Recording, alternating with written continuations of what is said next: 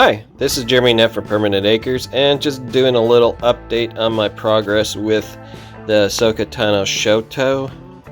Kind of show you where I am right now.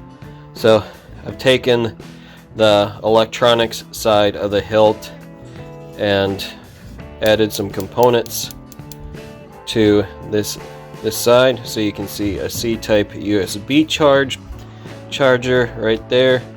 I'm just got to wire this all up.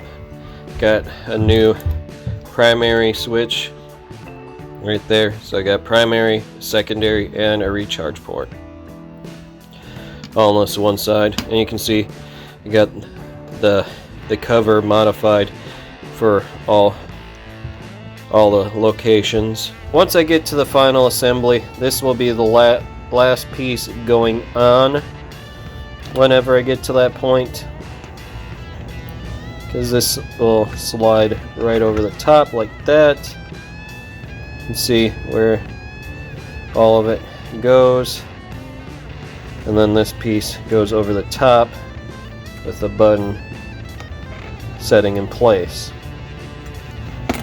So it won't be too much longer. I'm just waiting on a few components to finish out this build.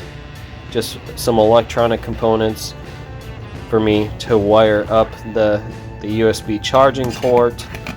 My next step, I'll be wiring up all the switches. So here you can see I took out the stops for the battery pack. So now I have it so a chassis will slide all the way in nice and flush, and then the bottom piece will sit right at the end right there and hold the chassis nice and snug. By the time I'm done with this, you'll be able to recharge via the C-type USB and access the data on the Proffieboard via this USB port as well. If you want to change blade styles on the board, access Arduino, you'll be able to do it right here on the side of the hilt. Don't even have to take the Proffieboard out at all. So this full piece of carbon fiber is about the length that the blade itself is going to retain inside the hilt. So if I do set that up that way, you're looking at about, with the PCB in place, about 3 inches of blade retention, which means that this lightsaber, even though it's a Neopixel, will be fully dualable. So if anybody wants something like this done, you can message me on Messenger. You got a Ahsoka Tano Rebel set. I should be able to go through the full conversion. It's not going to be cheap. It'll be able to be done rather quickly, but it depends on how quickly I can get the materials on hand for the build. Anybody that's interested in having a Rebel's hilt converted over to Neopixel with Proffieboard, I'd be able to go through it, set it up for you, and you'll have a pretty sweet install. Alright, so I got the PCB wired up, I got the switches wired up, I got the switch piece glued up top, so I got tapes to hold it in place. So starting to run the wires for the switches, so green and the yellow are the negative ends of the switches, and the white's going to be the positive connection for the ground. And then you can see how the carbon fiber is going to run down into here. This piece is going to stop right here, and then the carbon fiber piece that's going to fit inside this piece will actually stop right on the line there. It's going to have a lot of blade retention, so it's going to be a real strong socket for the Neopixel blade. I have made a little progress on the recharging setup, so I've got part of the recharging module in place here. I got glued so that it'll stay properly in place on the chassis. This is one that's got lines running to the battery and then lines that run out to the board. So once the glue's hardened, I'll have to do some extra work right here, because I'll have to run a split off of this, because the positive off of here will also have to go to the recharge port here, and then the lines will also have to go to the USB connection on the Proffieboard.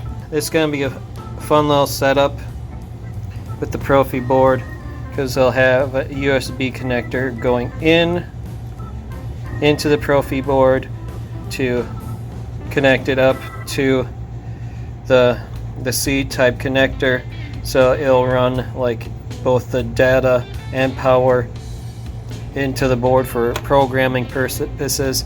I still have to figure out where I'm going to put the kill switch, because the kill switch will have to be activated when charging the battery. This is going to be a part of the fun way of setting this up, because you'll be able to program the board while it's disconnected. It's just you have to activate the kill switch in order to charge it. I'm not planning on having it on this side. I might do some work on the other side. Since I got a bunch of space on here, I might end up throwing just one of those little kill switches on it. Right now there's only like this area right here, so if I put in a toggle switch, it would have to be like right here based on the way it's placed. It's something that would be a possibility. I just don't know if I really want to do it, because then I'd have to run the wires, connect it up down in here before it runs to the board. But it's a definite possibility. I'll probably end up having to resort to using the kill switch like that, but it just adds another component to put inside.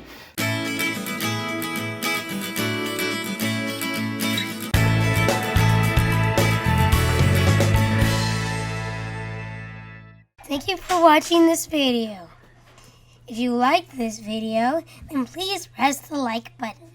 And if you like what you've been watching, please hit the subscribe button. To see our latest video, click on the link to the right. Thank you again. Later.